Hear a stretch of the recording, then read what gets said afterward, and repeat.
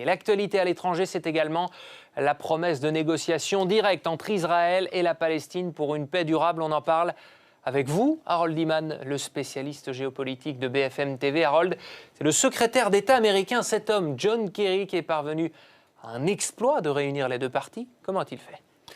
Déjà, il a été dans la discrétion totale et il n'a pas du tout lésiné sur les trajets.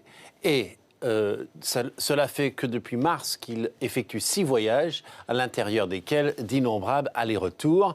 Et il a utilisé les bons offices du roi Abdallah II de Jordanie, car la Jordanie reconnaît à la fois Israël et la Palestine. Donc c'était facile d'avoir des contacts à la marge, et on en a eu et re-eu. Et finalement, on a pu déboucher sur quelque chose entre la partie palestinienne, ici, qui est cette partie verte, et la Gaza, qui, elle, est en dissidence, n'est pas du tout d'accord, Israël et les bons offices jordaniens.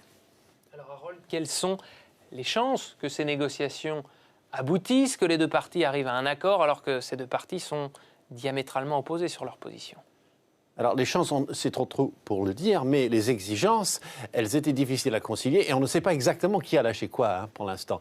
C'est un peu ça le secret Kerry. Silence, discrétion, on verra après. Donc, les exigences d'Israël avec Benjamin Netanyahou, c'est que la colonisation est maintenue. Voilà les gros morceaux de la colonisation, là, avec des C à l'intérieur de la Cisjordanie et bien sûr Jérusalem-Est.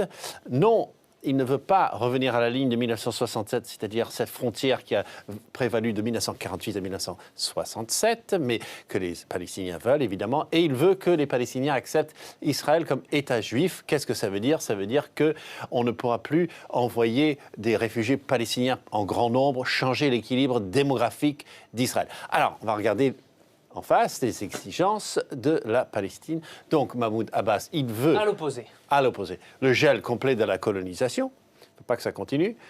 Il veut qu'on admette le principe du retour à cette ligne avant même de s'asseoir. Il voudrait la libération de prisonniers avant même de s'asseoir. Et ça, il l'a obtenu.